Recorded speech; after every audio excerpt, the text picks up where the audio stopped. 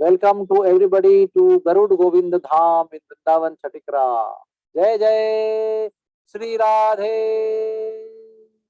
श्याम। तो आप सबका इस पवित्र क्षेत्र में स्वागत है।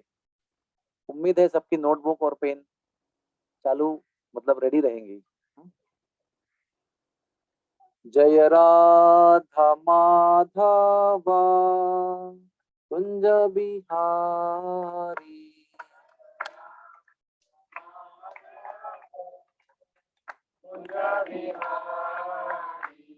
जय राधा माधवा कुंज बिहारी।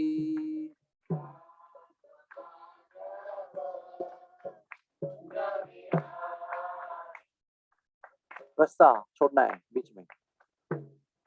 गोपी जन वल्लभ गिरिवर धारी,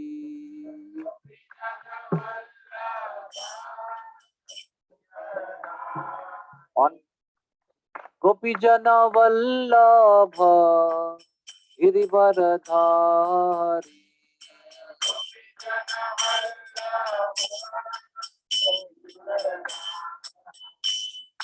यशोदानंदन ब्रज जन रंजना,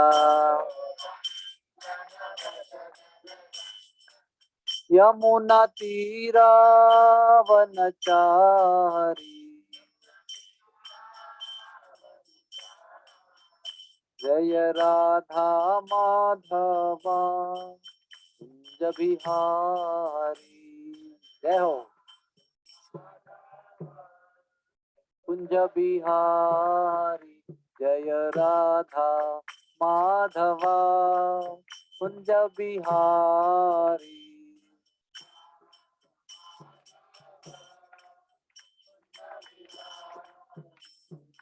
हरे कृष्णा कृष्णा कृष्णा हरे हरे, हरे राम राम राम हरे हरे।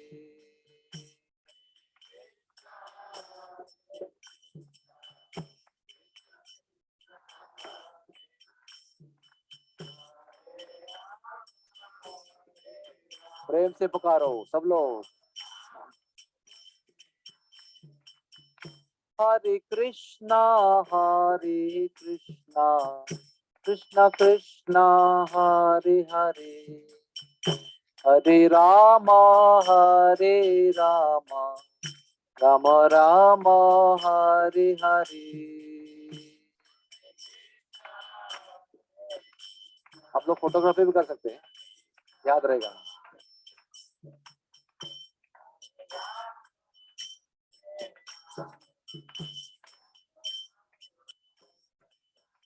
जय राधा गोविंद राधे,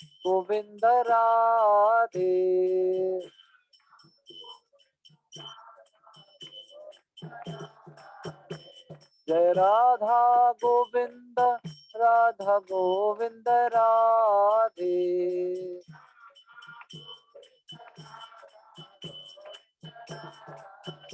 जय प्रभुपदा जय प्रभुपदा।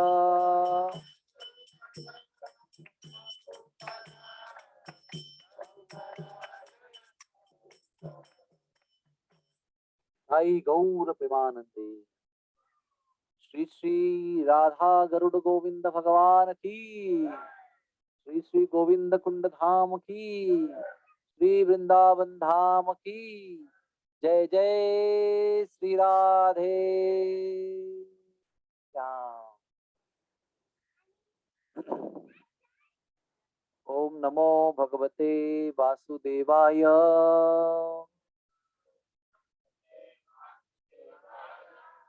ओम नमो भगवते वासुदेवाय,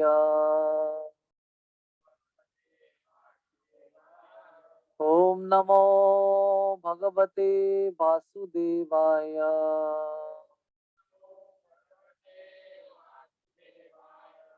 नारायणं नमस्कृत्य, ना सुंदर बोल रहे हैं आप, नरम चैव नरोत्तमम्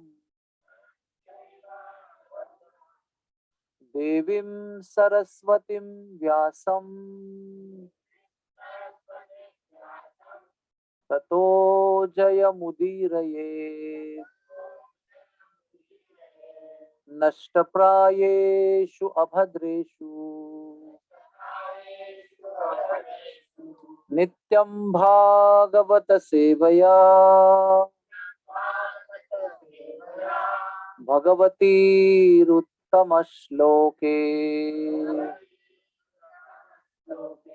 भक्तिर्भवती नैष्टिकी कृष्णाय वासुदेवाय देवकी नंदनाय च नंदगोपकुमाराय गोविंदाय नमो नमः गोविंदाय नमो नमः तप्त कांचन गौरांगी राधे वृंदावनेश्वरी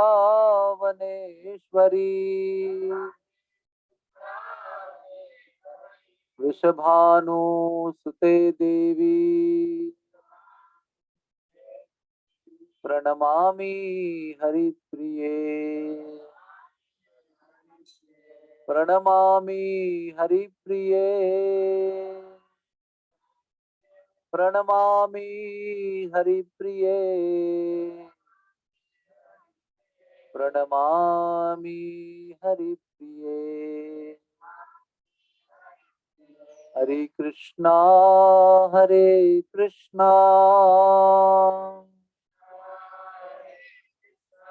कृष्णा कृष्णा हरे हरे हरे राम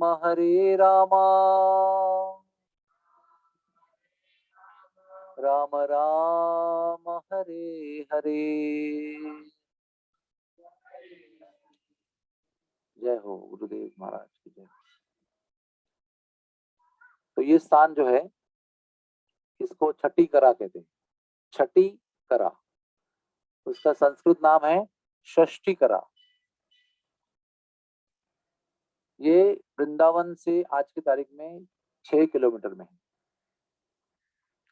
और इस जगह की विशेषता यह है कि यहाँ पर भगवान का षष्ठी पूजन हुआ। आप लोग में से षष्ठी पूजन कितना लोग जानते हैं?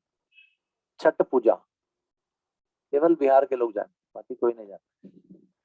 छठ पूजा यानी जब किसी का जन्म होता है तो छठे दिन में षष्ठी देवी का पूजन होता है, उसको षष्ठी पूजा कहते हैं। तो जहाँ पर कृष्ण की षष्ठी पूजा हुई थी उसको छठ छठी करा कहते हैं। छठी मतलब षष्ठी करा यहाँ पर हुआ था। उसकी संक्षेप में कहानी ऐसी है कि भगवान का जो छठी पूजन था ना, वो जन्म के बाद 6 दिन के बाद नहीं हुआ था। उसका कारण यह है कि जैसे भगवान का जन्म हुआ तो एक शास्त्र में ऐसा वर्णन किया है, उनको सुनकर बड़ा आश्चर्य होगा। भगवान का जन्मदिन का जो उत्सव था वो 6 महीने चला। आप लोग सुन रहे हैं कितना दिन चला भगवान का? 6 महीने। यही तो प्रॉब्लम है, बाद में बोलेंगे 6 साल। तो भगवान के जन्मदिन का उत्सव 6 महीने चला और 6 महीने में उनको पता ही चला नहीं, कभी दिन हुआ कभी रात हुआ। उनको लगा कि दिन ही चल रहा है। इतना आनंद रहा, इतना आनंद रहा, अभी उसका वर्णन करेंगे तो 1 घंटा उसी में जाएगा। उस दिन क्या क्या हुआ। तो इतना दही लुटाया, इतना दूध लुटाया, इतना मक्खन लुटाया, इतना सब कुछ आनंद किया। सब लोग ने भगवान को आशीर्वाद दिया, गोद में लिया, टीका लगाया, बहुत बहुत आनंद हुआ। और उनको दिन कब ढला, कब रात आई, कब रात ढली, कब दिन शुरू हुआ, कब समझा ही नहीं। 180 दिन की बात कर रहा हूँ मैं, एक दिन की बात नहीं कर रहा हूँ। One day you may miss, 180 days how can you miss, but they missed। तो 180 दिन के 180वें दिन जब ही सूरज ढलने लगा, तब सभी ब्रजवासियों ने ब्रह्मा को बहुत गाली दिया। क्या गाली दिया होगा? अरे आज ही के दिन उनको जल्दी उतारना था सूर्य को, कम से कम आज का दिन तो नहीं उतारते, आज तो जन्मदिन है भगवान का, कम से कम आज तो थोड़ा रुकते। इतना जल्दी सूरज को ढलाने की जरूरत क्या थी? उनको पता नहीं कि 179 179 सनसेट पहले हो चुके हैं अभी। फिर भी सूर्यास्त हुआ और सब अपने अपने घर चले गए। तो छठी कहाँ गई बीच में? छठी गायब हो गई ना। 180 डेज में 6 डे कुछ को याद ही नहीं रहा क्या हुआ। और फिर पुतना का वध हुआ, फिर शक्तासुर का वध हुआ, फिर फर्स्ट बर्थडे आया भगवान का, मतलब आने वाला था। तब मैया को याद आई कि भगवान का षष्ठी पूजन तो किया ही नहीं। She just remembered. और यहाँ पर और हमारे भारतवर्ष में ऐसा संस्कृति है कि छठ पूजा किए बिना बर्थडे नहीं मना सकते आप। फर्स्ट थिंग फर्स्ट ना, इसका षष्ठी पूजन हुआ ही नहीं तो बर्थडे कैसे मनाएंगे? तो भगवान का जन्म किस दिन पे हुआ है बताओ? कौन सी अष्टमी? चैत्र की अष्टमी कि वैशाख की अष्टमी? बोलो। सबको पता होना चाहिए, इसलिए पूछ रहा हूँ। मैं बता दूंगा तो ऐसा ऊपर से चला जाएगा, ऐसे बम पर जाएगा। पूछूंगा, आप बोलेंगे तो याद रहेगा। बताओ। देखो, भारतवर्ष के लोग जन्माष्टमी मनाते आ रहे इतने साल से, तो जन्म तिथि पता नहीं है। वो वैष्णव कैलेंडर बता देगा ना, आप लोग क्या तकलीफ है? वैष्णव कैलेंडर खोलने का देख देगा, उसमें क्या है, किस तारीख को आ रहा है। श्रावण वद्य अष्टमी, श्रावण के कृष्ण पक्ष की अष्टमी को भगवान का जन्म हुआ। हुआ कि नहीं हुआ? अब इसमें भी थोड़ा कंफ्यूजन है। तो दो दो टाइप के कैलेंडर होते हैं। यहाँ पर जो कैलेंडर चलता है ना, वो पूर्णिमा टू पूर्णिमा चलता है। क्या महीना पूर्णिमा को शुरू होता है और पूर्णिमा को समाप्त होता है। बॉम्बे में हम लोग कैलकुलेट करते हैं, वो प्रतिपदा को शुरू होता है और अमावस्या को समाप्त होता है। ज्येष्ठ शुद्ध प्रतिपदा और ज्येष्ठ अमावस्या को पूरा महीना समाप्त होता है। यहाँ का कैलकुलेशन अलग है। हमारा जो चतुर्मास का कैलकुलेशन कैसा है? आषाढ़ पूर्णिमा को गुरु पूर्णिमा है ना, उसमें चतुर्मास शुरू होता है। फिर श्रावण पूर्णिमा बलराम जयंती एक महीना हो जाता है, और कार्तिक पूर्णिमा को चतुर्मास समाप्त हो जाता है। Is that right? तो वही कैलकुलेशन यहाँ चलता है ब्रज में। तो ब्रज को पूछेंगे आप, ब्रज वालों को, श्री कृष्ण का जन्म कब हुआ, तो बोलेंगे भाद्रपद शुद्ध अष्टमी। समझ में आया आपको? हमारा जब भी श्रावण वद्य अष्टमी चल रही है, तो उनका भाद्रपद शुद्ध अष्टमी चलती है। थोड़ा काल गणना का डिफरेंस है। तो दोनों सही है, लेकिन अपने अपने जगह पर सही। तो भाद्रपद शुक्ल अष्टमी या श्रावण वद्य अष्टमी, उसके पहले जो षष्ठी आई, वो षष्ठी में भाग भाग के यशोदा ने जल्दी जल्दी में षष्ठी पूजन करा लिया। मम्मी में भी चलता है ऐसे, वो होता है ना मुंज संस्कार, जनीव संस्कार, तो करते ही नहीं कोई आजकल। तो शादी के पहले एक दिन पहले वो कर लेते। हम लोग इतना सब कुछ संस्कार भूल रहे हैं अभी। जो 8 साल में होता है, 8 साल की उम्र में होना चाहिए, मैक्सिमम 14 के समय पर होना चाहिए, उसके बाद में नहीं हो सकता है वो। लेकिन 25 साल का दाढ़ी मिशी वाला और दूल्हा भी अपने पिता के गोद में बैठकर वो संस्कार करा लेता है। शादी के पहले होना ही चाहिए, अभी क्या करें। ये है हालत आज की। तो वैसे यशोदा माई ने जल्दी जल्दी अष्टमी आने के पहले षष्ठी को छठी करा में आकर षष्ठी देवी का पूजन कराया। इधर छठी छठी करा में। और फिर अष्टमी को क्या हुआ? अष्टमी को भगवान के बर्थडे का सेलिब्रेशन चल रहा था बहुत धूमधाम से। फर्स्ट बर्थडे, कितने लोग आए थे, ब्राह्मण लोग इधर गायन कर रहे हैं, इधर गोपियां नाच कर रही हैं, श्लोक बोलने वाले श्लोक बोल रहे हैं, स्तुति करने वाले स्तुति कर रहे हैं, मक्खन फेंकने वाले मक्खन फेंक रहे हैं, सब कुछ चल रहा है उसमें। बच्चा तो बच्चा होता ना फर्स्ट ईयर का, उसको भूख लगी, तो मैया ने उसको दूध पिलाया, दूध पिलाया और गोद में रखा। तो गोद में रखते ही क्या हुआ, इतना भारी हो गए भगवान, इतना भारी हो गए कि वो इधर रख नहीं पाई। अभी बैठा हूँ यहाँ पर, 200 किलो कुछ रखेंगे यहाँ पर आके, लोहा, तो मैं बैठ नहीं पाऊंगा, उसको कैसे निकालने का कोशिश करूंगा। तो भगवान तो अनंत भारी हो गए, तो यशोदा माई अपने गोद में वो भार सहन नहीं कर पाई, तो उनने झट से एज अ रिएक्शन स्पॉन्टेनियस नीचे रख दिया। और पता नहीं उनको क्या हुआ, नीचे रखे हुए अंदर चले गए काम के लिए। बहुत लोग थे, बहुत बिजी थे, उतने में तृणावर्त आया, भंवरे की तरह, मतलब आवर्त यानी चक्री बादल की तरह, साइक्लोन। ही केम लाइक साइक्लोन, इतना धूल उड़ाया कि सब अंधेरा हो गया दिन में, कुछ दिखना ही बंद हो गया, और जो भी चीज है सब उड़ के चला गया। बैल के छकड़े भी उड़ रहे हैं, बर्तन भी उड़ रहे हैं, सब कुछ उड़ रहा है, अंधेरा हो गया, कौन क्या हो रहा है कुछ समझ में, समथिंग अभी अभी ठीक था, अभी एकदम क्योटिक हो गया सब। और कृष्ण को वो बवंडर जो था, तृणावर्त जो आवर्त था, वो कृष्ण को भी उठा के ले गए राक्षस, और फिर भगवान ने उसको मारा, और वो भयंकर राक्षस जमीन पे आके मर गया। तो थोड़ी देर के बाद ज्यादा जो आवाज आया ना, जब अंधेरा हो गया, तो भाग भाग के देखने गई, अरे भाई कृष्ण को वहां छोड़ के आई थी, जब जहां छोड़ के गई थी वहां कृष्ण थे ही नहीं। अब लोग इतना रोए, इतना रोए, इतना रोए, उतने में धड़ाड़ करके आवाज आ गई, दूर देखा तो वो तृणावर्त जो है वो मरा हुआ, उसके बॉडी पर कृष्ण भगवान खेल रहे हैं, भाग के जाके उसको लेके आए। तो आपको मैंने रेफरेंस बताया आगे का पीछे का, यू कैन अंडरस्टैंड कि भगवान का पूजन कैसे हुआ। तो आज छठीग्राम में कुछ नहीं, मंदिर भी नहीं है, तो सब लुप्त हो गया है, लेकिन ये जगह जो है छठीकरा की, ये बहुत भगवान को प्रिय है, उनके गौचारण लीला के लिए, cow herding pastimes. Krishna is very very happy to come here and herd cows. तो एक दिन यहाँ पर श्री कृष्ण भगवान अपने फ्रेंड्स को लेकर गाय चरण गौचारण कर रहे थे। अभी देखो ना, वो सब ग्वाल बाल होते हैं ना, वो कुछ भी मांग सकते हैं, कभी भी कुछ भी कह सकते हैं। अभी बोलेंगे कि आप मुर्गा बन जाओ, तो सब लोग मुर्गा बनेंगे, वॉट एवर। अब बोले मेंढक बन जाओ, तो सब लोग मेंढक मेंढक बन के मेंढक की तरह जमुना जी में कूदेंगे जाके। फिर कुछ लोग बोले पेड़ पे चढ़ो, तो लोग पेड़ पे चढ़ जाएंगे, और पेड़ पे चढ़ के वो शाखा में से जाके कूद छलांग लगाएंगे पानी में। आप लोग इधर उधर मत रखो, कथा में ध्यान रखो, don't see here and there, हाँ, थोड़ा पिक्चराइज करो क्या हो रहा है। तो फिर अचानक कृष्ण भगवान ने कहा कि श्रीदामा गरुड़ बन जा। श्रीदामा कुछ सोचने के पहले ही गरुड़ बन गए, मतलब he couldn't understand only what's happening, एक क्षण के अंदर गरुड़ बन गए वो। Shridama became eagle, eagle, Garuda. और वैसे जैसे ही वो गरुड़ बने, सब लोग देख ही रहे उसको, उतने में कृष्ण भगवान जो है वो 12 भुजा वाले बन गए, 12 आर्म्ड, उस पर सवार हो गए। तो इसका मतलब क्या हुआ, 2 भुजा वाले भगवान है वृंदावन में, है ना, द्विभुज भगवान, सिंपल।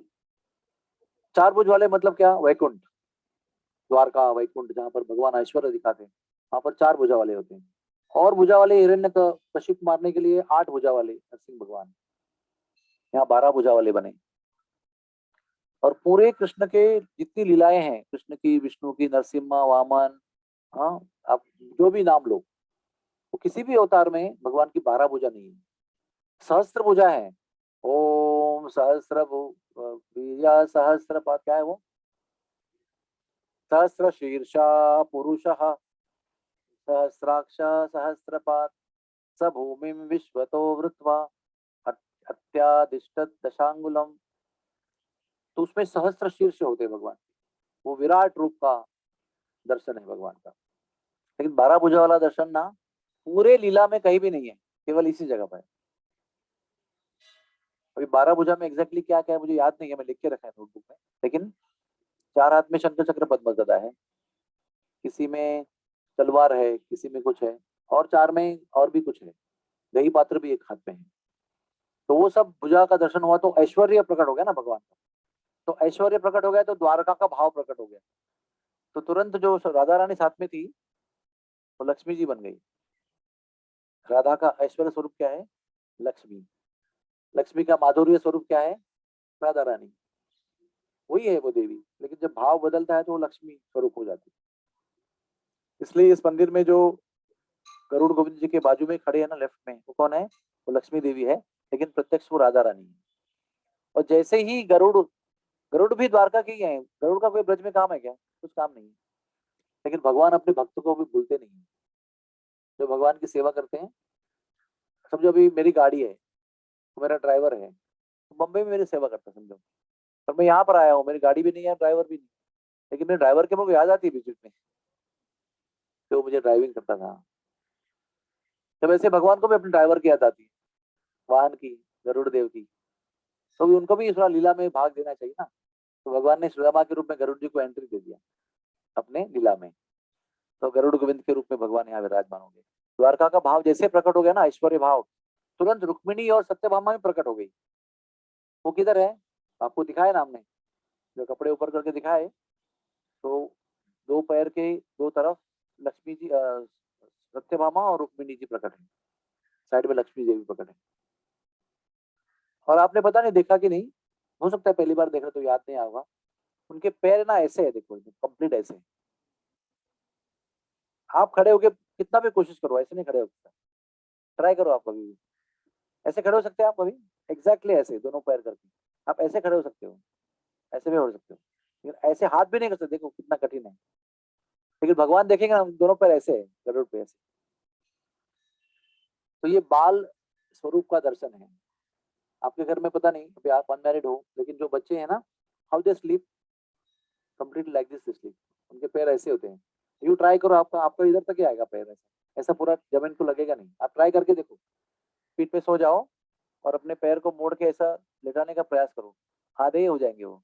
और बच्चा जो होता है उसका पूरा नीचे गिरता है। तो वो जो बालक का लक्षण है, तो बालक रूप कृष्ण गरुड़ बनकर, 12 भुजा वाले बनकर उस पर बैठे हैं, तो उनके पैर भी ऐसे हैं बिल्कुल।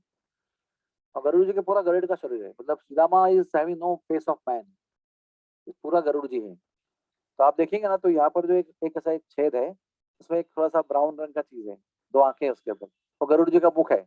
और उसके नीचे गरुड़ जी है। तो इसका और भी एक कारण है, इसकी एक और भी लीला है कि त्रेता युग में जब प्रभु रामचंद्र ने अवतार लिया था, तो उसमें भी गरुड़ जी का कोई काम नहीं था। है किधर गरुड़ का काम, भगवान को भी गरुड़ की याद आ रही थी। तो भगवान ने क्या किया, रावण के साथ युद्ध किया ना, तभी उस समय नागपाश भगवान को डाला गया ना, राम जी को नागपाश डाला गया और राम जी बेहोश हो गए। लीला कर रहे हैं ना वो। तो नागपाश कौन काट सकता है, गरुड़ जी। तो गरुड़ को बुलाना था ना सेवा देने के लिए, इसलिए नागपाश में बंद गए भगवान।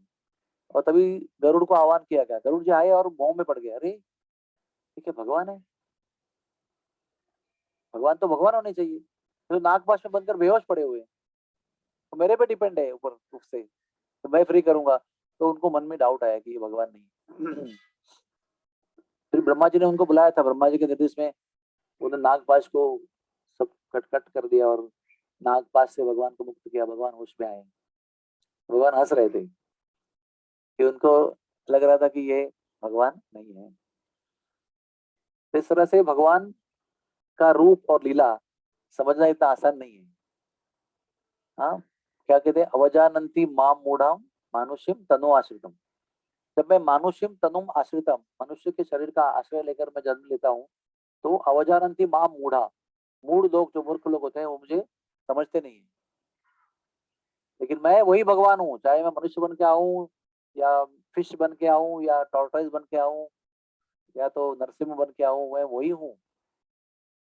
तो इसका बहुत सारे इसके प्रमाण है ऐसे। जैसे देखो अभी नासिक में हम लोग यात्रा में गए थे, तो नासिक में क्या हुआ कि एक जगह है कपिल धारा। आप लोग में से कितने लोग आए कपिल धारा में, यू हैव कम कपिल धारा, या कपिल धारा में क्या हुआ था कि कपिल धारा में ये लीला हुई थी कि भगवान राम, अभी सीता का हरण हो चुका है, और भगवान है ना भरत के अब लक्ष्मण के साथ में भटक रहे वन में, भटक रहे श्री राम,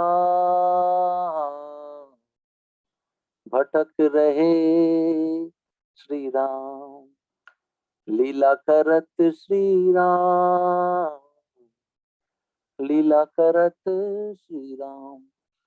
सभी वृक्षों को गले लगा रहे हैं,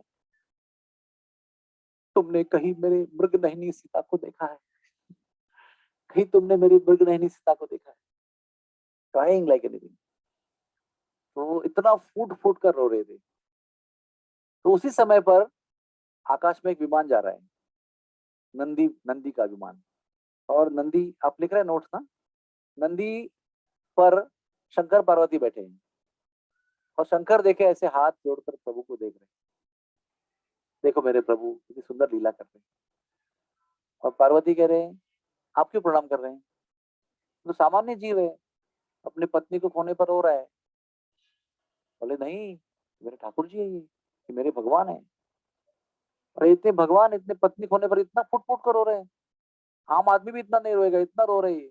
I don't believe this is God. बोले देखो पार्वती देवी, ये तो लीला कर रहे हैं। तो नहीं मान रही है वो। बोले मुझे नहीं यकीन हो रहा है, मैं जाके तो परीक्षा लूंगी। अरे परीक्षा लोगी? नहीं नहीं मत जाओ। नहीं नहीं मैं जाऊंगी। तो जाओ, जाओ परीक्षा करके।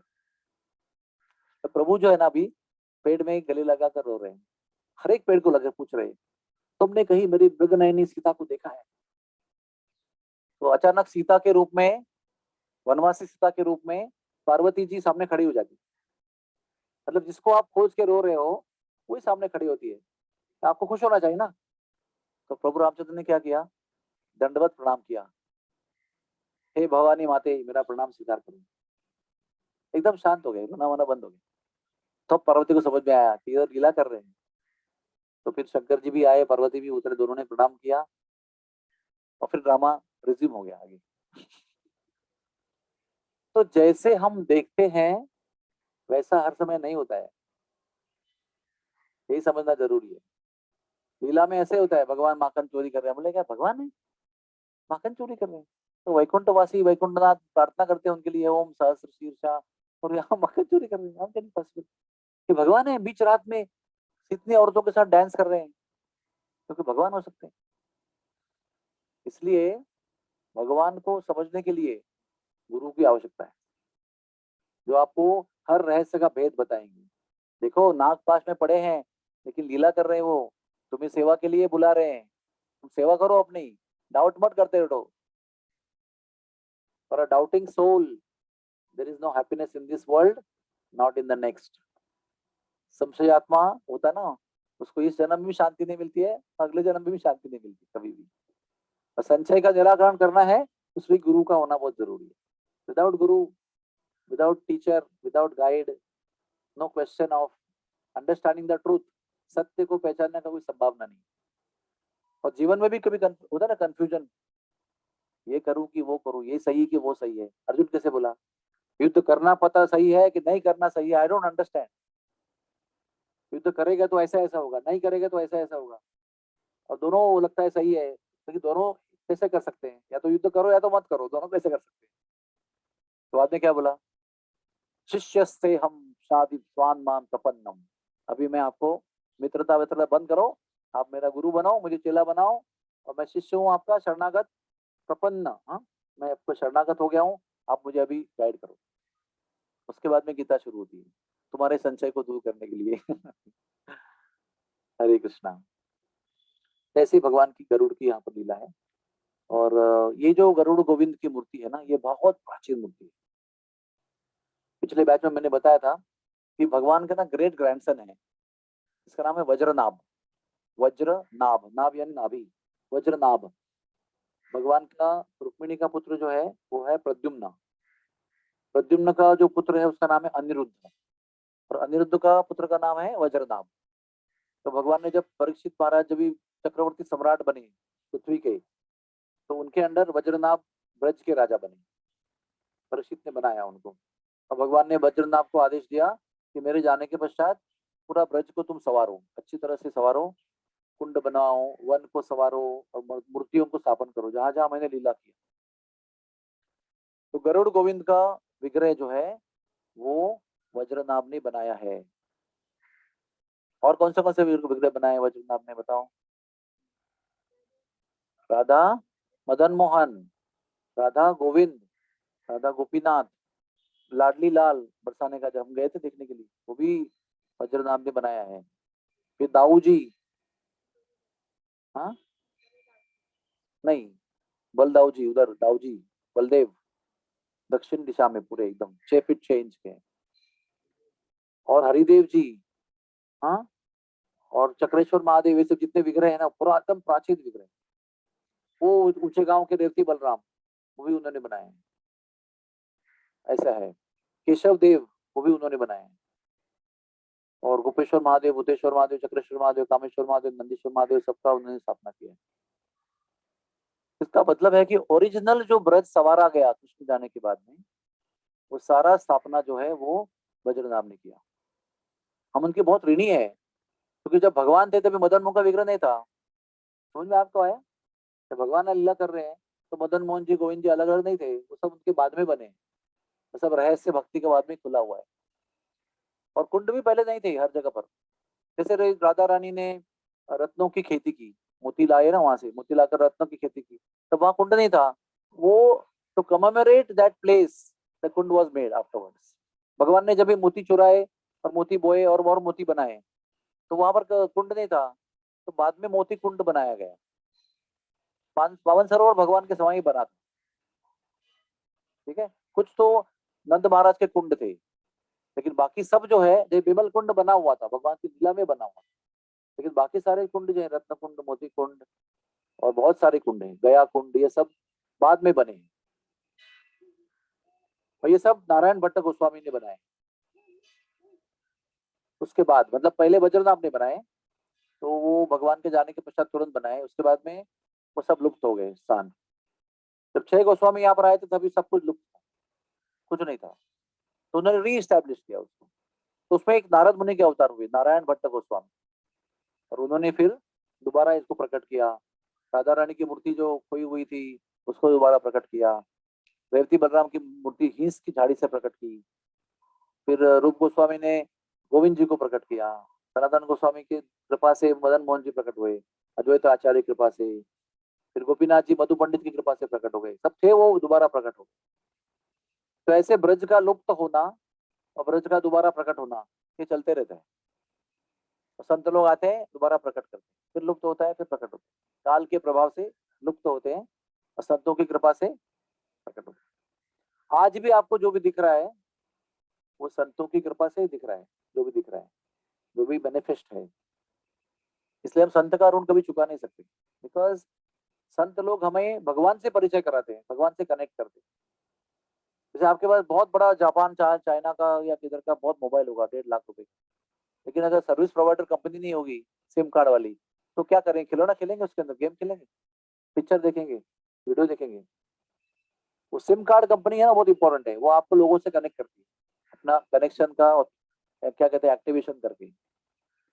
संत लोग वैसे होते हैं। संत लोग हमें, वर्ल्ड है यहाँ पर, दुनिया है, ब्रज है, भगवान है, लेकिन उनसे जोड़ेगा कौन आपको? Who will connect you with God? That is संत लोग। वो हमारा सर्विस हमको देते हैं उस प्रकार, और वो सर्विस बहुत अद्भुत सर्विस है।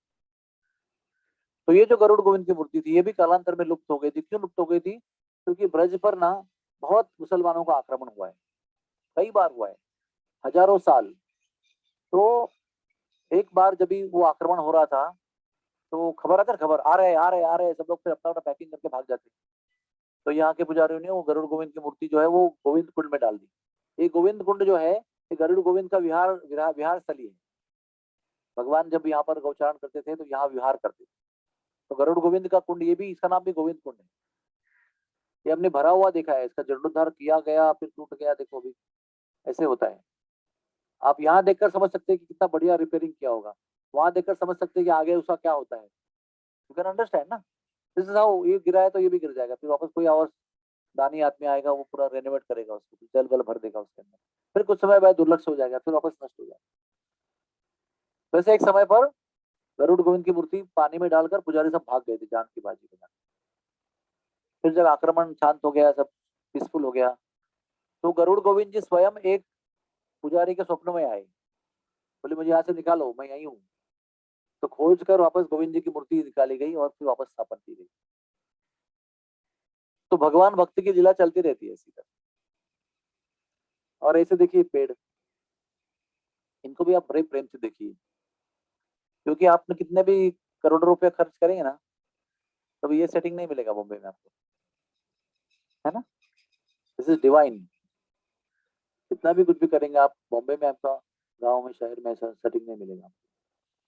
ये जो पेड़ है सब यहाँ के, ये सब कल्प वृक्ष हैं, डिजायर फुलफिलिंग ट्रीज। इसलिए जाने के पहले उनको गले मिलकर प्रार्थना करना मत भूलना।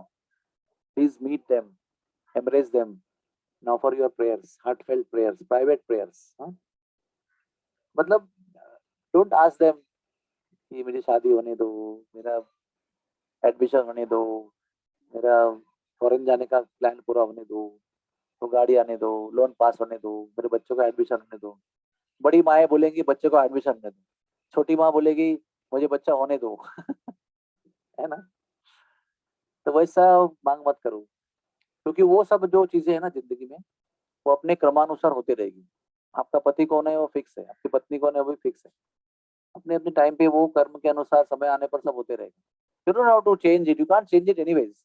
आपका सुख भी आप चेंज नहीं कर सकते हो, आपका दुख भी आप चेंज नहीं कर सकते, लेकिन आपकी आत्मा की गति जो है ना, वो आप चेंज कर सकते हो। आत्मा की गति दोबारा यहाँ पर आकर आपको तड़पना है या मुक्त करके भगवत धाम जाना है, ये आप अपने कर्मों से चेंज कर सकते हो। उसको भक्ति कहते हैं, स्पिरिचुअलिटी कहते हैं। उसके लिए प्रार्थना करो। जो चेंजेबल है उसको अपने इच्छा के अनुसार चेंज करने का प्लान करो। जो चेंजेबल नहीं है उसको भूल जाओ। अगर आपका रंग गोरा है तो वो काला नहीं कर सकते, कितना भी सन में घूमो आप। अगर आप काले हो तो कितना भी ब्लीच लगाओ, गोरे नहीं हो सकते। Just can change. अगर आपके हेयर क्या कहते हैं उसको, रफ और टफ है, तो वो मुलायम नहीं हो सकते, कितना भी जादू करो उसके ऊपर। थोड़ा करो तो थोड़ा दिन रहे वापस चेंज हो जाएगा, ऐसा है। अगर नाक आपकी नकटी है तो कितना भी सर्जरी करो, वो माइकल जैक्सन ने कितना सर्जरी किया, बाद में एकदम फनी दिखने लगा वो। After long time what ever many surgeries he did, looking very funny, you know, but he didn't look beautiful. Skin का कलर चेंज किया, क्या क्या, लेकिन शांति प्राप्त नहीं हुई, मन का समाधान प्राप्त नहीं हुआ, इतना सब करने के बाद भी। हाँ, ड्रग अब्यूज करके मर गया बेचारा। तो जो चीज आपकी नसीब में नहीं है वो आपको नहीं मिलेगी, प्लीज अंडरस्टैंड। जो मिलने वाली है वही मिलेगी। और भगवान की भक्ति आपको इच्छा अनुसार मिल सकती है, अगर आप प्रयत्न करेंगे तो मिलेगी। वो चेंजेबल आइटम है, वेरिएबल चेंजेबल आइटम है। तो ये वृक्ष जो है वो आपकी वो तमन्ना पूरी कर सकते हैं, अगर आप हृदय से पुकारेंगे। हाँ, सामने एक, दिल में एक, कॉन्फिडेंशियली एक, ओपनली एक, अंदर से बाहर डिफरेंट डिफरेंट, ये सब चालाकी उसके साथ नहीं कर सकते, क्योंकि ये साक्षात राधा रानी का स्वरूप है। ये कल्प वृक्ष भी है। और तीसरी बात यह है कि कई संत लोग पेड़ के रूप में जन्म लेकर भजन करते हैं, यहाँ पर लंबे समय तक ब्रज में रहते हैं। और पेड़ों का ऐसा गुण है कि पेड़ों को ना, जो आपको नहीं दिखता वो उनको दिखता है। आप बोले उनकी आंखें की तरह। अमीबा की आंखें होती है क्या? Amoeba, what is amoeba? Unicellular organism, लेकिन वो भी चलता है ना पानी में, इधर उधर आपकी बॉडी में भी चलता है वो। तो how he goes, everybody has sensors, है ना? तो दृष्टि, श्रवण, ये सब जीवों को होता है अपने अपने तरीके से, नॉट लाइक यू। अपने पास ईयर है, आंख है, नाक है, अपने पास एक ऑर्गन, स्पेशलाइज डेवलप्ड ऑर्गन्स है, जो आपको कैन आइडेंटिफाई कि मेरा नाक है, यहाँ से मैं सूंघती हूँ, ये मेरी आंख है, यहाँ से मैं देखती हूँ। लेकिन बाकी लोगों के ऐसा नहीं होता है। सांप जो चलता है उसके पैर किधर होते हैं? वो चलता है ना। और एक कीटक को देखो, कभी कभी 50 लेग भी होते हैं उसके, 50 लेग चलते हैं ऐसे, like a big truck, you know, 25 tyres. बाप रे। तो हर एक का जो अलग अलग सिस्टम होता है, वो सारे बदलते होते हैं, वो सब टेम्पररी है। हमारा स्वरूप जो है सबसे श्रेष्ठ स्वरूप है, और इसी में भगवान की प्राप्ति आप कर सकते। तो यहाँ पर आप प्रार्थना करो, गरुड़ गोविंद से प्रार्थना करो, गोविंद कुंड से प्रार्थना करो, वृक्षों से प्रार्थना करो। और एक बात बताना भूल गया मैं, गरुड़ गोविंद जी जो है ना, ये ब्रजवासियों के भगवान है। बाकी समय सब लोग बाहर के शनिवार रविवार को लोग आते रहते हैं, यात्री लोग। लेकिन आम दिनों पे जब कोई फेस्टिवल नहीं, कुछ नहीं है, रोज कौन आता है यहाँ पर? रोज केवल ब्रजवासी आते हैं, और टर्न बाय टर्न यहाँ भजन करके चले जाते हैं। अभी कोई औरतें आएंगी, 10 मिनट बैठेंगे, गाएंगी, चली जाएंगी। फिर और एक ग्रुप आएगा, गाएंगे, चले जाएंगे। फिर प्रभु जी आएंगे, चले जाएंगे। तो बुजुर्ग ब्रजवासी आएंगे, बैठेंगे, भजन करेंगे, चले जाएंगे। और जो गोस्वामी वृंदावन के बड़े बड़े मंदिरों के, वो भी यहाँ पर आएंगे एकांत में मिलने के लिए। और इतने कृपालु हैं ये कि 3:30 बजे उनका पूरा नंग धड़ंग दर्शन होता है। मॉर्निंग आएंगे 3:30 बजे आप, तो पूरे वस्त्र निकाल के उनका अभिषेक होता है। तो मैंने मेरे हाथों से गरुड़ गोविंद का अभिषेक किया है 3:30 बजे आकर। तो क्या करते हैं, एक बाल्टी में आपको दूध दही मक्खन मक्खन हनी वनी डाल के सब दे देते हैं। फिर आप लोटा लेकर उनको पहले गर्म पानी, फिर गर्म पानी पे पूरा ऐसा धुआं आएगा शरीर से, जैसे हम नहाते हैं ना गर्म पानी, तो अपने बॉडी से भी ऐसा भाप निकलती है ना, लुक्स सो नाइस ना when you put hot water, fumes are coming. वैसे भगवान के सुंदर सांवले शरीर पर वो गर्म पानी डालते हैं, तो उनका भी एक धुआं निकलता है बहुत सुंदर। उसके बाद में वो जो धो हमारे पास है वो हम डालते हैं, उसको रगड़ते हैं पूरा। पहले उसके पहले इत्र की बोतल लेते हैं और इत्र की तेल से पूरा शरीर को मालिश करते हैं, पूरा एवरीथिंग। तो मालिश करते करते मेरा कट भी गया था, क्योंकि सब शार्प अंग है भगवान के। तो सब कुछ अच्छी तरह से मालिश करने के बाद में फिर अपने हाथ को भी खुशबू आएगी। फिर उसी हाथ से वो लेके भगवान को नहलाने का समय है। 45 minutes you can give bath. फिर वो जो सभी है उसको इकट्ठा करेंगे, वापस बाल्टी में भरेंगे चरणामृत। फिर वापस गर्म पानी डालेंगे और भगवान को पूरा धो देंगे, सब साफ करेंगे, स्वच्छ करेंगे।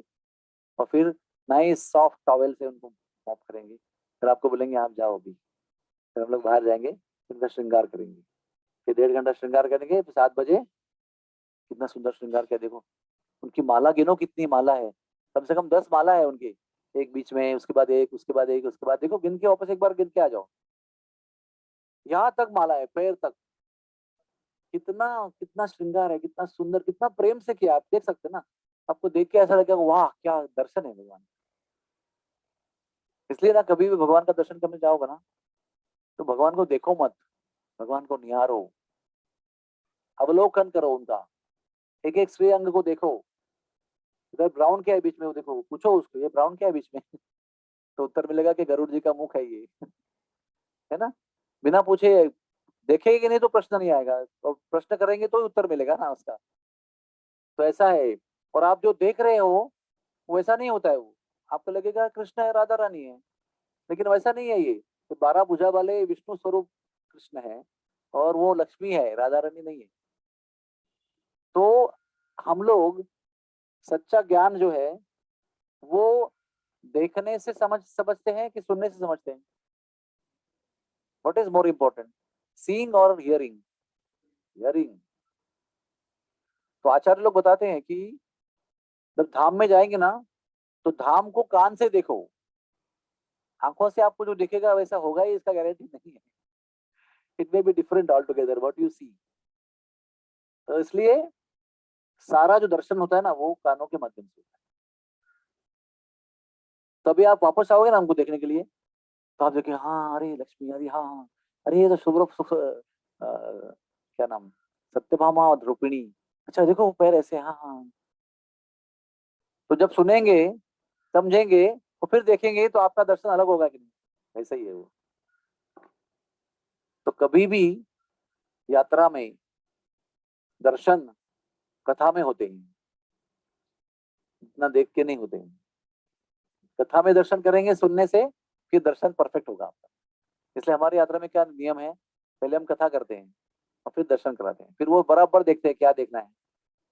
बिल्कुल अभी मैं बोला ना आपको, गार्लैंड गिनो, तब आप गार्लैंड गिनेंगे। हाँ आपको लगेगा 10 गार्लैंड है, बाप रे मैंने देखा सोचा नहीं था इतना पहले ऐसे ही देख के आए। लेकिन अभी बोलेंगे 10 गार्लैंड है, गिन के आओ, तो आपको लगेगा 2 व्हाइट रंग की है, एक गुलाबी रंग की है, एक येलो रंग की भी है, एक छोटी सी भी है। और कितने अलंकार पहने हुए हैं राधा रानी लक्ष्मी देवी को। तो आप गरुड़ गोविंद को प्रणाम कीजिए। और अभी आप किसी ब्रजवासी गोस्वामी को पूछेंगे ना, तो महाराज जी बताइए कि बहुत समय कम है, कहाँ जाए हम? तो आपको बोलेंगे गोपेश्वर महादेव जाओ, कोई बोलेगा गरुड़ गोविंद जाओ, तो बोला एक बार गिरिराज जी को देख के आओ। हाँ, उनके कुछ प्रधान ऐसे वंदनीय स्थान है, आराध्य स्थान है, हो जाते हो वहां पर। ब्रजवासियों के प्यारे, ब्रजवासियों के वंदनीय आदरणीय पूजनीय स्थान है। ये भाग्य है हमारा बहुत कि कुछ ब्रजवासियों की पहचान भी है और वो बताती भी है रहस्य वाली बातें। तो उनके संग में बैठना चाहिए कभी कभी समय मिलने पर, क्योंकि ब्रज बहुत रहस्यमय जगह है। अभी ये देखा तो वैसा आउटस्कर्ट्स में है, कोई generally people don't know commonly to come here, some people know. बाकी बिहारी सबको मालूम है, हाँ? और गरुड़ गोविंद कम लोगों को। और यही एक्चुअली ब्रज है। बाकी सब ब्रज में कमर्शियल लोग का आश्रम, भीड़ भाड़, टेम्पो गाड़ी ट्रैक्टर, ऑडी मर्सिडीज से भर भर गया पूरा। तो भगवान को ढूंढने ढूंढने मुश्किल हो जाता है कि भगवान को ढूंढूं किधर गाड़ियों के बीच में, है ना। लेकिन यहाँ पर आएंगे ना, ये वास्तविक ब्रज का अनुभव है। पेड़, घनी पेड़ छाया, जलाशय, सुंदर सुंदर अलग अलग टाइप के पेड़। आपको अगले साल लेके जाऊंगा ना, तो आप लोग को लगेगा कि सब पिकनिक स्पॉट, अच्छा लगेगा। बहुत सुंदर रमणीक स्थान है रामताल। तो लोगों को ना सही ब्रज का भी अनुभव देना चाहिए। तो ब्रज क्या है, ब्रज क्या था? देखो, आप अपने आज सुबह मंदिर दर्शन किया, ओके। जब वो प्रभुपाद ने जगह ली थी ना 73 में, तो इतना घना जंगल था, यू विल नॉट बिलीव, इतना घना जंगल था माता जी कि सन रे would not touch the ground. अभी तो बीच बीच में आ रहा है ना, आपके ऊपर आ रहा है, इधर इधर आ रहा है, इधर इनके ऊपर आ रहा है। अब इमेजिन कीजिए, इतना घना जंगल होगा, इतने पेड़ ऐसे मिले होंगे, तो there is no way to sun to come down. और यहाँ में ही प्रभु जी, आपको मालूम है विद्यापीठ चौराहा कहाँ है वृंदावन में? तो बांके बिहारी का रास्ता है ना, लेफ्ट टर्न, वो लेफ्ट टर्न मारेंगे तो मदन मोहन जाएंगे, आगे जाएंगे तो बांके बिहारी आएंगे, वहां तक विद्यापीठ चौराहा है। मथुरा ब्रजवासी का मिष्ठान का दुकान है ना, मिष्ठान भंडार, वो विद्यापीठ चौराहा है, वहीं तक वृंदावन था। उसके आगे छठीकरा रोड पे कुछ नहीं था, सब जंगल ही जंगल था। तो वहां से लेकर राधा कुंड तक एक किरण सूर्य की जमीन पर नहीं गिरती थी। और लोग प्रभुपाद जी को बोलते थे, अरे तुमने जंगल में क्यों जगह लिया? कौन शेर आएगा उधर दर्शन करने के लिए कि मनुष्य जाएगा? अब उस समय वहां पर शेर और सिंह और हाथी थे। बोले कौन हिम्मत करेगा तुम्हारे मंदिर में आने के लिए? प्रभुपाद जी बोला रुको जरा, आप थोड़ा रुको, अभी किधर शेर है उधर? अभी जगह के भाव जो है ना, वो मुंबई से ज्यादा हो गए उधर, जगह लेना हो। चलने को जगह नहीं है, संडे को मैं इधर यात्रा क्यों लेके आया? वृंदावन में बहुत सारे स्थान है आपको दिखाने के लिए, लेकिन चलूंगा तब पहुंचाऊंगा ना आपको उधर। जब मैं चल पाऊंगा तो आपको चलाऊंगा। हाँ, संडे का दिन है, ऊपर से कल एकादशी का शनिवार का दिन था, इतनी भीड़ थी तो चलने को टाइम नहीं, इसलिए ब्रज उधर के बाहर भागते हैं हम लोग। इतना रमणीक स्थान पे आते हो, शांति से बैठे, कोई आतंक नहीं, कोई टै टै टू टू नहीं है, कोई चिल्लम चिल्ली नहीं है, कुछ नहीं, शांति से बैठो, दर्शन करो। मैं इतना देर से कुछ कुछ बोल रहा हूँ आपको, मैं समझ रहा था कि मेरे एक कहानी रह गई है, मुझे याद नहीं आ रही वो कौन सी कहानी है। अभी बोलते बोलते मुझे याद आ गई, तो अभी सुना देता हूँ, ठीक है ना? सब लोग जग रहे हैं ना? एक बार बोलो हरे कृष्णा कृष्णा कृष्णा हरे हरे, हरे राम राम राम हरे हरे। चलो कोई बात नहीं, यहाँ पर क्यों लाया मन में? थोड़े प्रेम से आराम से कथा कर, कोई जल्दी, कोई टेंशन, कोई आगे पीछे, कोई टेंशन नहीं है। 4 बजे तक आपको टाइम है ड्यूटी जाने की। तो अभी आपको थोड़ा बैकग्राउंड बताता हूँ इस कहानी का। कृष्ण का जन्म किधर हुआ? बोलो। मथुरा में हुआ। फिर कहाँ आए वो? कॉन्फिडेंटली बोलो ना सब। गोकुल की वृंदावन के, कॉन्फिडेंटली गोकुल में आए, गोकुल में, है ना। और फिर गोकुल में आते ही कौन आया?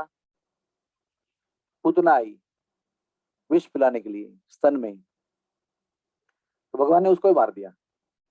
फिर क्या हुआ 3 महीने में? क्या हुआ 3 महीने? भगवान ने करवट बदली। भगवान ने करवट बदली तो फेस्टिवल होना चाहिए, तो फेस्टिवल हुआ।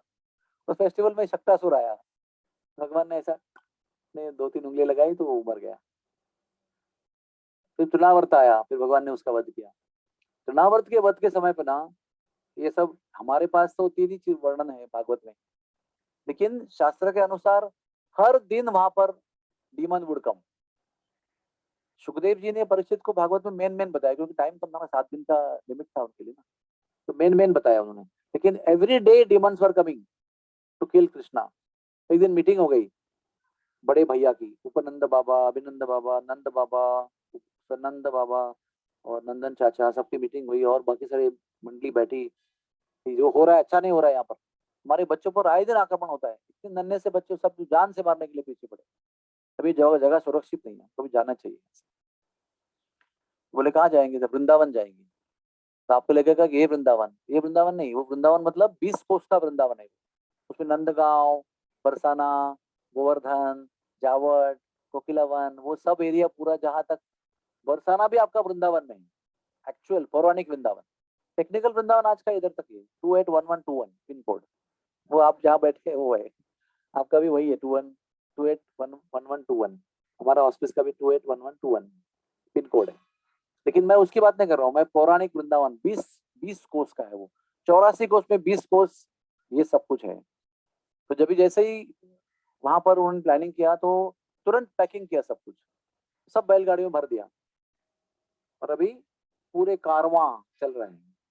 यू कैन इमेजिन, इतनी सारी लाखों गाय, इतनी सारी बैलगाड़ियां, इतना सारा सामान, औरतें, आदमी, बच्चे, गाय, भैंस, इतने सारे पशु, और गीत गाते हुए ब्राह्मण लोग श्लोक बोल रहे हैं, उच्चारण करके, it's like a festival, to walk back to Vrindavan.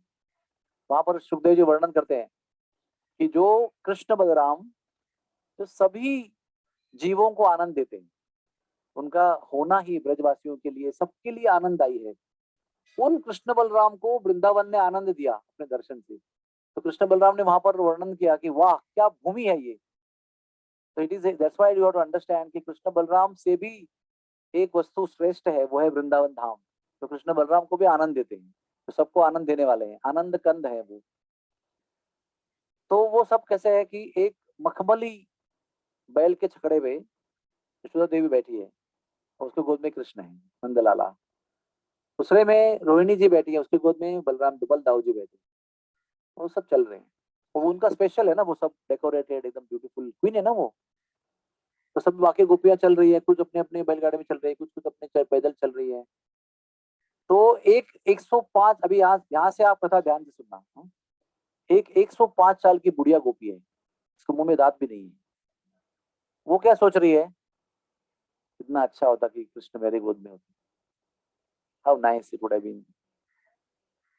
कोई द्वेष नहीं है, यशोदा का द्वेष नहीं है, लेकिन ऐसे you feel so nice, oh how sweet, I wish that baby was my baby, my daughter, my son, may be I would love to have this kind of child as my daughter. ऐसा होता है ना मन में, not like you are envious but you feel naturally. तो कृष्ण को लिए कौन आकर्षित नहीं होगा। तो बुढ़िया सोच रही है कि अरे मेरे गोद में है तो कितना अच्छा, लेकिन क्या चांस है उसका। वो सोच रही है मेरा क्या चांस है, मैं तो इतनी सिंपल गोपी हूँ, मेरा कोई पोजीशन नहीं है। तो यशोदा है, तो नंद महाराज की पत्नी है, हाँ क्वीन है वो। तो दिस जस्ट डिजायर्ड, हमारे भगवान कैसे हैं, बालक हो तो क्या हुआ, फिर भी अंतर्यामी है, सब जानते हैं इसके मन में क्या चल रहा है। Krishna knows everything. मैं सुबह आज ना कहाँ गया था, मॉर्निंग वॉक में गया था, अर्ली मॉर्निंग 5:15 बजे। तो आदिवारा घाट के पास में एक बैनर पढ़ा मैंने, दोबारा आके पढ़ा मैंने, उसमें लिखा है कि आप सब कृष्ण भगवान के सीसीटीवी के निगरानी में हो। Very powerful statement. और भगवत गीता का कोट भी दिया है उसके अंदर, दो भगवत गीता का कोट दिया है कि भगवान कह रहे हैं कि आप जो भी सोच रहे हो वो मैं जानता हूँ, आप जो भी कर रहे हो वो भी मैं जानता हूँ। यहाँ पर कोई जगह नहीं है कि आप उनको छुपा कर सकते हो। हाँ, एक बार द्रोणाचार्य ने भी सब कौरव पांडवों को ना एक फल दिया था, तो बोला जाओ जहां पर कोई नहीं है वहां पर खा के आओ। तो सब लोग कौरव पांडव में सब लोग कहीं कहीं जाके पीछे, इसके पीछे, इसको नीचे जाके खा के आए। युधिष्ठिर महाराज केवल वो फल लेके वापस आए और बोले महाराज आई एम वेरी सॉरी, आपने आदेश दिया था लेकिन इस पूरे विश्व में मुझे कहीं भी ऐसी जगह नहीं मिली जहां पर कोई देखता नहीं हो। बोला ऐसे कैसे, बोले वो सूरज और चंद्र की दो आंखें, जिसकी भगवान की दो आंखें हैं ना सूरज चंद्र, उनको सब कुछ दिखता है, अंधेरे में भी चंद्र को दिखता है और उजाले में सूरज को दिखता है। I can not have. बोला कि सच्चे ज्ञानी आप ही हो, सच्चे विद्वान आप ही हो कि आपको रियलिटी पता है, बाकी सबको लगा कि भाई इसके पेड़ के पीछे कोई नहीं होगा, उसके पीछे कोई नहीं होगा, गुफा में कोई नहीं होगा, ऐसा लगा। तो उधर लिखा था आप भगवान के सीसीटीवी के निगरानी में हो, सावधान रहो कि क्या सोच रहे हो, क्या कर रहे हो, सब कुछ जानते हो। तो वैसे भगवान 1 साल के रूप में है, लेकिन वो बुढ़िया के मन में क्या चल रहा है उनको पता है। अभी वो देखिए, इम्पॉसिबल चीज है कि ये कृष्ण उसके गोद में आए, it's not possible by any logical sense. तो कृष्ण तो कृष्ण ही है, अगर इम्पॉसिबल को पॉसिबल नहीं कर सकते तो वो कृष्ण कैसे। How is Krishna. तो इन्हें क्या किया, मैया को पूछना शुरू किया, मैया अरे वो इस टाइम पे चली गई तुम्हारी लड़की उधर, कितनी बढ़िया कहानी में, कितनी सुंदर कहानी में चली गई तुम। अभी ये कहानी सुनोगे तो इतना हंसोगे ना तुम। बोलते मैया वो क्या है? तो मैं भैया बोलते वो मोर है। उसके बाजू में कौन है? बोलते मोर नहीं है। अच्छा। ये 3 प्रश्न पूछते हैं हर टाइम। वो कौन है? तो उसका उत्तर है। बाजू में कौन है? उसका उत्तर है। दूसरा प्रश्न क्या है? वो उसकी कौन लगती है? तो बीवी लगती है उसकी। हो गया मोर। बाद में ये कौन है? मतलब हिरन है। इसके बाजू में कौन है? हिरनी है। वो कौन लगती है उसकी? बीवी लगती है। फिर ऊपर देखते हैं, अरे वो कौन है? वो तो कोयल है। वो कौन है? उसकी बीवी है कोकिला। फिर वो ये कौन है? तोता। उसके बाजू में कौन है? मैना। वो कौन लगती है उसकी? बोल। बीवी। ऐसे दुनिया भर में जितने पक्षी और जितने प्राणी थे सबका बराबर जोड़ी को ही पकड़ा उसने। जो अकेले बैठे उनको नहीं पूछा कि ये कौन है। जितनी जितनी जोड़ियां थी सब जोड़ियों को पूछा कि कौन है, कौन है, कौन है। अभी देखो, बच्चा है तो बच्चा 50 सवाल पूछता है, मम्मी ये क्या है, मम्मी वो क्या है। बार बार पूछेगा तो मम्मी बिना तकलीफ बिना बोर होते हुए बार बार उसका पेशेंटली आंसर देती रहती है ना। और जब वो मम्मी बुढ़ी होती है और वही चीज बार बार पूछती है, कितनी बार पूछती हो तुम? बोला ना एक बार, एक क्रोसिन गोली है खा लो इसको। फिर वही पूछती है, क्रोसिन गोली है क्या? अब बुढ़ी हो गई हो, उसको याद नहीं आती है। तो मम्मी, आप जब छोटे से थे तो मम्मी 50 बार, मम्मी ये क्या है? ये तो कौवा है। फिर ये घास खाएगा, बोलेगा मम्मी वो क्या है? कौवा है बेटा। फिर घास खाएगा, मम्मी वो क्या है? बेटा वो कौवा है। मतलब never she is एरिटेटेड, never she is angry. और वही माँ जब बुढ़ी होती है और आप जवान है तो वो पूछती है क्रोसिन है क्या? हाँ क्रोसिन है, खा लो। बेटा ये क्रोसिन है ना? बोला ना मम्मी क्रोसिन है, खाओ ना। थोड़ी देर में भूल जाएगा वापस। बेटा ये क्रोसिन है। मम्मी क्या अभी खिटखिट है तुम्हारी, कितनी बार बोलने का आपको, खा लो ना एक बार चुपचाप। 3 ही बार में पक गया वो। और 50 बार मम्मी कभी पकी नहीं थी उसकी बचपन में। एनीवेज, तो ऐसे मम्मी ने बिना बोर होते हुए, देखो मैं हर चीज को आपको क्यों बता रहा हूँ, आप समझो उसके अंदर कि माता का प्रेम क्या होता है। कभी बोर नहीं होती वो बच्चे के आंसर देने में, उसको आनंद आता है, बहुत वात्सल्य से बहुत आनंद आता है। तो फिर उन्होंने सारे प्रश्नों का उत्तर दिया। ऐसा कभी बोला नहीं कि आई डोंट नो। वो कौन लगती है तो आई डोंट नो नहीं बोला, सबका उत्तर बराबर से दिया। और ना ये सब प्रश्न उत्तर समाप्त हो गया ना सेशन, तो दूसरा सेशन शुरू हो गया। What session? Crying session. अचानक रोने लगे कृष्ण, जोर से रोने लगे। सबको, सबकी गाड़ी रुक गई, बैलगाड़ी सब रुक गई। बिकॉज कृष्ण रोएंगे तो how can they move? They all stop, बैलगाड़ी स्टॉप, एवरीबॉडी स्टॉप, ब्राह्मण स्टॉप, गाना stop, music stop, dance stop, सब स्टॉप। कृष्ण रो रहे हैं। बोले बेटा क्या हो गया? हाँ और रो रहे हैं। पता कभी कभी जो आप बच्चा रोते रोते घर पे आते हैं, बोले बेटा क्या हो गया, तो वो प्रश्न सुन के और जोर से रोता है। उत्तर बाद में देगा वो, लेकिन आपने पूछा इस भाव से, मम्मी, और जोर से रोएगा। तो फिर बेटा बताओ क्या हो गया, तो और जोर से रो रहा है। अरे बताओगे तो समझेगा ना क्या हुआ है, क्या करें हम। तो मम्मी सबकी बीवी है, केवल मेरी ही नहीं है। सुन रहे हो ना? अरे बेटा तुम छोटे हो, तुम जब बड़े हो जाएंगे तो अच्छी सी गोपी लाएगी आपके लिए, बहुत सुंदर गोपी हमने पहले से सोच के रखी है मन में ही। लेकिन तुम बड़े तो हो जाओ पहले। फिर वो, नहीं मुझे अब भी चाहिए। अरे बेटा तुम छोटे हो, देखो देखो जिनकी शादी हो गई, जिनकी शादी हो गई, देखो कितनी उम्र है उनके, देखो कैसे है। थोड़ा सा होता है ना योग, एज एज होना चाहिए ना उसका। तुम्हारा तो नहीं है ना। नहीं नहीं, मैं कुछ नहीं जानता, मुझे अब भी कभी बीवी चाहिए। अभी हट पे बैठ गया बालक, अभी पूरा उनका एक टाइम टेबल है ना, जाना है उधर से इधर से पहुंचना है नंदगांव, वहां जाके बसना है, ये बरसाने पहुंचेंगे हम, नंदगांव पहुंचेंगे, सबको सेटल होना है। बीच में भी रुक जाएगा तो ये बच्चा छोड़ेगा नहीं, वो तो शाम तक रुका देगा, आपको बोलेगा बस बीवी चाहिए। तो बोले ठीक है चलो भी। सब गुफ्तगू करते हैं, गोपियां सब बोलते हैं फॉर टाइम बिंग ना, उसके लिए एक समाधान कर देते हैं। एक बार शांत हो गया तो हम चल देते हैं, हमको आगे बढ़ना है ना, मोस्ट इंपॉर्टेंट इज दैट। तो पहले ना छोटी छोटी गोपियां, उसके उम्र की, फिर थोड़ी सी बड़ी, फिर थोड़ी सी बड़ी, सब ग्रुप बना के ग्रुप। और कहता है ठीक है, अभी जितनी गोपियां हैं इनमें से तू चुन ले, जो तुझे अच्छा लगे हम शादी कर देंगे। तो कृष्ण बहुत बड़े होशियार है ना। जैसे 1 साल की गोपियां करके कैंसल, एक एक करके आई, सबको कैंसिल कर दिया, डिलीट, नहीं चाहिए, आउट। तो ऐसे आए, चेहरा दिखाया, आउट। ऐसे करके सबको ऐसे करते करते ना 1 साल की हो गई, 2 साल की हो गई, 5 साल की हो गई, 8 साल की हो गई, 10 साल की हो गई, 12 साल की हो गई, 14 साल की हो गई, 16 साल की हो गई, फिर मैरिड शुरू हो गए। पहले अनमैरिड सब हो गए, मतलब अनमैरिड से करेगा ना विवाह, तो अनमैरिड सब आउट कर दिए, फिर मैरिड आ चालू हो गए, न्यूली मैरिड, जस्ट मैरिड। एक एक करके सब लोग आए, और सारे ग्रुप्स फिर 30, फिर 20, फिर 25, फिर 30, फिर बच्चे वाले शुरू हो गए, बच्चे को गोद में ले गए, मेरी शादी करोगे, आउट। फिर 50 साल के, फिर ग्रैंड सन के साथ में वाले भी आए, बच्चे वाले हो गए, जिनके बच्चों के बच्चे भी, उसको भी पोता को गोद में, हमसे करोगे नहीं, आउट। ऐसे करते करते करते ना फिर वो 105 वाली बची, लास्ट बुढ़िया बची। अभी वो क्या, अभी वो सामने आ गई, तो इसके गोद में तुरंत कूद के बैठ गए, बोले यही मेरी बीवी है। तो ब्रजवासी बहुत जोर से, आप कैसे हंसे, तो जोर से ठाका मार के हंसे, और क्या बोले, बहुत जोर की जोड़ी है, जाके भी मुंह में दांत ना आए, वहां के मोड़े में भी दांत ना आए, बहुत बढ़िया जोड़ी है, मतलब एकदम same to same. Made for each other, lifetime after lifetime. तो फिर वो उसके गोद में बैठकर छठीकरा से लेकर नंदगांव तक गई, क्या चांस था उसका, बताओ। लेकिन इस कहानी का कितना मजेदार कहानी है, लेकिन बहुत गंभीर कहानी भी है, very serious story. Why? If you analyse it you understand.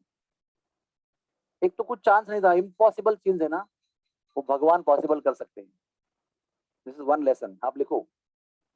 Second lesson क्या है, कि किसके लिए भगवान इम्पॉसिबल पॉसिबल करते हैं, वो भी एक है ना क्राइटेरिया, सबके लिए थोड़ी करते हैं। आप बोलेंगे कि मुझे अमृत चाहिए चंद्र लोक से, थोड़ी आपको लाके देंगे, क्यों लाके देंगे आपको, व्हाट इज द क्वालिफिकेशन, क्या योग्यता है आपकी, आप अमृत मांग रहे हो। हाँ, कल उठ के बोलेंगे मुझे प्रधानमंत्री बनाओ, अरे who are you, become prime minister. तो क्राइटेरिया क्या है, वो है सरल हृदय, निरपेक्ष सरल हृदय, सेल्फलेस अनमोटिवेटेड सिंपल हार्ट। उसने खुद के आनंद के लिए नहीं बोला था, उसको कृष्ण के सुख के लिए, उसकी सेवा के लिए ही बोला था। That Krishna knows, I may doubt कि नहीं नहीं नहीं, वो सेल्फिश थी माता जी, ऐसा नहीं। कृष्ण भगवान जानते हैं कि वो निष्प्रिय भाव से उसको सेवा करना चाहती है। ऐसे लोगों के लिए भगवान इम्पॉसिबल को पॉसिबल कर देते, और इम्पॉसिबल को पॉसिबल भी ऐसा चुटकी बजा के नहीं करते हैं, लीला रचाते हैं उसके लिए, बहुत सुंदर, मधुर, चटपटी, प्रेम भरी लीला रचाते हैं, जो आपको भी सुनने में आनंद आएगा बाद में भी, और आप सीखेंगे भी उससे, है ना। ऐसा भगवान का लीला है, विच इज वेरी इंस्पायरिंग। मैं जब भी स्टोरी सुनी था, मैं इतना इंस्पायर हो गया था ना, कि देखो बुढ़िया 105 साल की बुढ़ी, दांत नहीं, कुछ नहीं, कोई योग्यता नहीं, कोई पोजीशन नहीं, कोई धन नहीं, कोई विद्या नहीं, कुछ नहीं, लेकिन भगवान ने उसकी भी इच्छा पूरी की। हाँ, शबरी की स्थिति भिल्ल जाति की थी, हाँ एकदम, उसकी जाति का कोई आप आज बात ही नहीं कर सकते, मोस्ट ट्राइबल, ऊपर से 85 ईयर, ऊपर से अंधी हो गई थी, दांत भी गिर गए थे उसके, कोई क्वालिफिकेशन नहीं, कुछ नहीं। ढूंढ ढूंढ के भगवान उसके कुटिया में गए, और कुटिया में गए तो गए, टाट पे बैठे, टाट पे बैठे तो बैठे, जूठे बेर खाए। लक्ष्मण जी को इधर ये हो रहा है, अंगार, क्या है, कहाँ है, रोए यहाँ में, ये बुढ़िया क्या कर रही है, क्या बावड़ी है गई का। भगवान बोले बड़बड़ नहीं करने का, सारा परपोट बाद में दूंगा, भाई बैठो, खाना है तो खाओ, नहीं तो मत खाओ, मैं तो खा रहा हूँ। सारे जूठे बेर खाए। बोले प्रेम की भाषा दूसरी होती है, आपका नियम वियम बाजू में हो जाता है, जब प्रेम होता है ना, सब नियम बाजू में हो जाता है। तो प्रेम होना चाहिए, बुढ़िया का प्रेम था भगवान पर, और भगवान प्रेम के भूखे हैं, थोड़ी यहाँ पर वो अपना दौलत उठाने के लिए आए हैं, तो प्रेम को लेने के लिए और लुटाने के लिए आए हैं। कोई दे रहा है तो वो दे लेंगे, और खुद भी देंगे उसको। इस तरह से इम्पॉसिबल चीज को भी भगवान ने छठीकरा में पॉसिबल करके दिया। आज के तारीख में भी यहाँ से छठीकरा से 44 किलोमीटर, और वहां से 7 किलोमीटर, 51 किलोमीटर यहाँ से नंदगांव है। सारा डिस्टेंस उसके गोद में गए, बोलो, उसको बैलगाड़ी भी मिली, मखमल वाली, बिठाया गया उसको, अभी बीवी है उसकी, तो क्या है बोलो, ठाट नंदलाला की बीवी है, तो नंदलाला की बीवी है, नंद की बहू है, तो फिर बैलगाड़ी में बैठेगी ना, कहीं पूरे सम्मान के साथ में गई, वो ऐश्वर्य के साथ। सब लोग देख रहे हैं, देखो क्या ठाट है बुढ़िया के। हरे कृष्णा कृष्णा कृष्णा हरे हरे, हरे राम राम राम हरे हरे। आपके साथ में 21 लोग भी यहाँ पर आनंद ले रहे हैं। बहुत धन्यवाद सबका। तो इसी बात पर हम यहाँ की कथा समाप्त करते हैं। कोई किसी को प्रश्न है? अभी आप सोचो कि आपने नोट्स नहीं बनाए और आप सोचो आप मुंबई चले गए और आप सोचो ये कथा भूल गए, कितना बड़ा नुकसान होगा आपका। ये कथा भूल गए तो आप दुख होना चाहिए आपको, लेकिन ये कथा अभी आपके नोटबुक में दर्ज है। जब भी आपका दिल उदास होगा ना, ये कथा खोल देना, या तो हमारा रिकॉर्डिंग सुनना, सारा मूड वापस आ जाएगा आपका। I guarantee you, not because I am telling, कथा ही ऐसी है। हरे कृष्णा कृष्णा कृष्णा हरे हरे, हरे राम राम राम हरे हरे। बोलो प्रभु जी।